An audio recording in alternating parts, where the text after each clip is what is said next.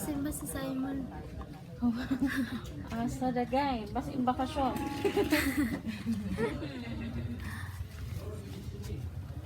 Kani po sila talaga sa pagkali ni. Oh. Ato una tulo na to. Lora. Unsa ang Ginoo? Kinsa ang Ginoo? Unsay kaya sa Ginoo? Okay? So, ani nga stories mga tinuod ni nga nahitabo sa unang panahon. Okay?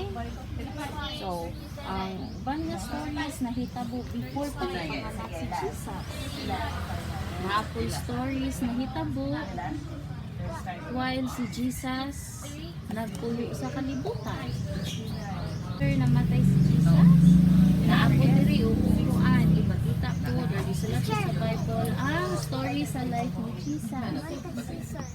Ikan siya kipanganak, hantod siya ang mga miracles ng ibukas sa iyahang pag-suffer.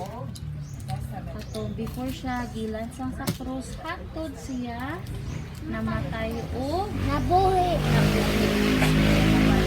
then niadto siya sa so kani nga story is kabahin or sumpay pa ni atong okay or ang 10 commandments. So nga naman ihatag sa Ginoo ang 10 commandments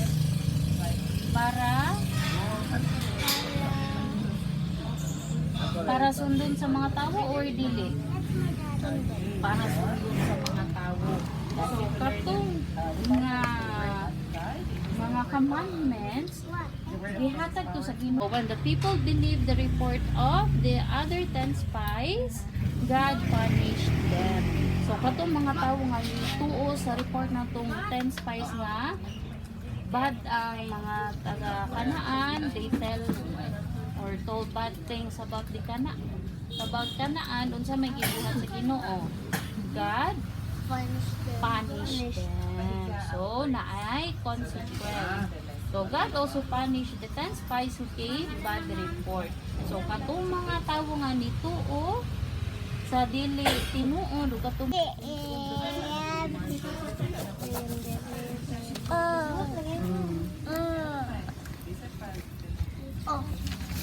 orang-orang din sa kanyang tipo. Oh, sige.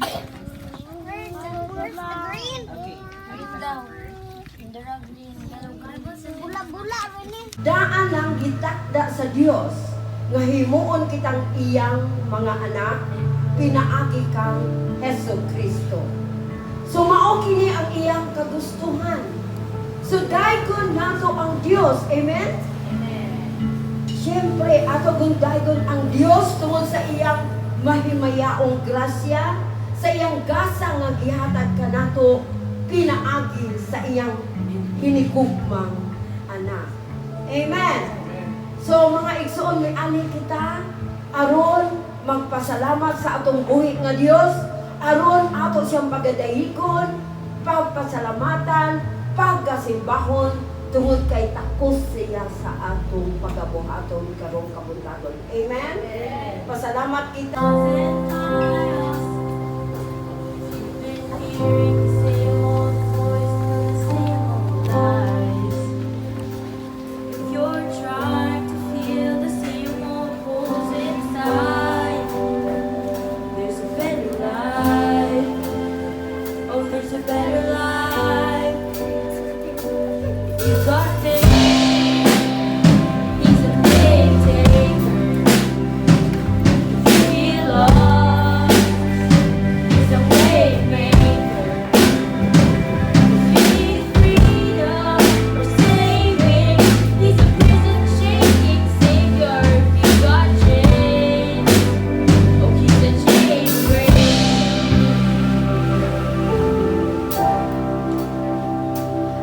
all search.